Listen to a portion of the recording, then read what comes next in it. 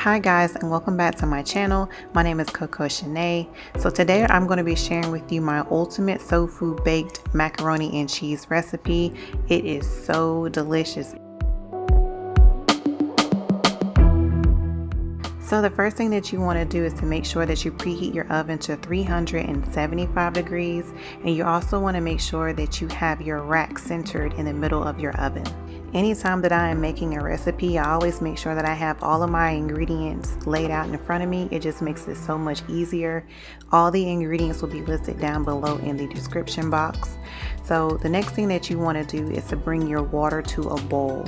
And when I bring my water to a boil, I like to see multiple bubbles. I don't like to see just a bubble here and there. I like to really see it at a good boil. And then I go ahead and put sea salt, and I add in my extra virgin olive oil and then my noodles. I know I've seen a lot of people that say that they do not like to use olive oil in their water, but I think it is your preference on what you want to do. I personally believe that it helps my noodles not stick to the bottom of the pan. So once you add your noodles, you want to go ahead and give it a quick stir, and make sure that you also stir the noodles occasionally. Once your noodles have boiled for approximately 6 to 7 minutes, you want to go ahead and give it a taste, and you're looking for a very dense noodle, not overcooked, dense. So once you figure that it is cooked through, you're going to go ahead and drain your noodles, and I always add at least 5 little thin slices of butter to my noodles, and I let this sit. I add them when they're very hot. After I have added the butter to my noodles and I'm letting it cool down for approximately 10 to 15 minutes, I go ahead and make the mixture that I'm going to add into my macaroni and cheese.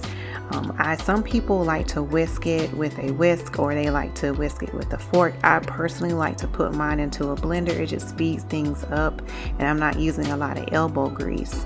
So I'm putting all of those ingredients, the milk, the eggs, the salt, and the sugar, into the blender, and I'm going to blend it until it's mixed all the way through.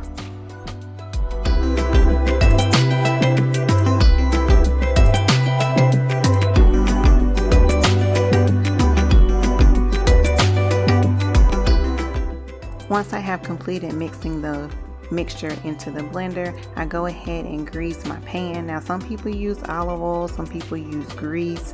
I personally use butter. I find that it is so much better to use butter because anything that you bake, pretty much, it does not stick to the pan. Anytime that I use butter, it doesn't stick to the pan. So once I finish buttering the pan, I go ahead and put a thin layer of macaroni at the bottom of the pan, and we're going to pretty much be layering the macaroni and cheese. So usually I start with a pepper jack or a mozzarella cheese first, but for some reason I just picked up cheddar. So I'm going ahead and put the cheddar on, and then I will put the other 2 white cheeses on top.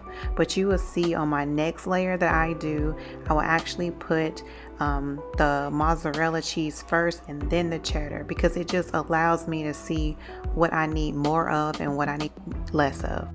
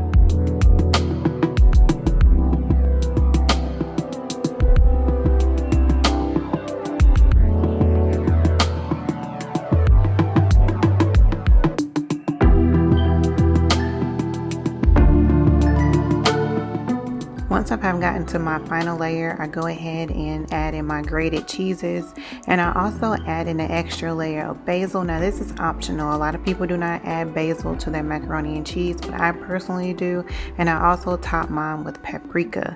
So after I've added in all of those extra things that I like into macaroni and cheese, I go ahead and add in my mixture, and I'm pouring it in the center so that it can even out at the bottom of the pan. And what I'm looking for is I'm making sure that the mixture does not overflow, so I'm making sure it stays right underneath the macaroni line. After I have poured the mixture, I go ahead and add aluminum foil, and I add little airways inside the aluminum foil. After about 35 minutes, I go ahead and remove the foil, and then I put it back into the oven. After it has went in the oven on 2 different occasions, I go ahead and do a fork test, and what I'm looking for is I'm checking to see if that mixture is still wet or if it's still gooey at the bottom.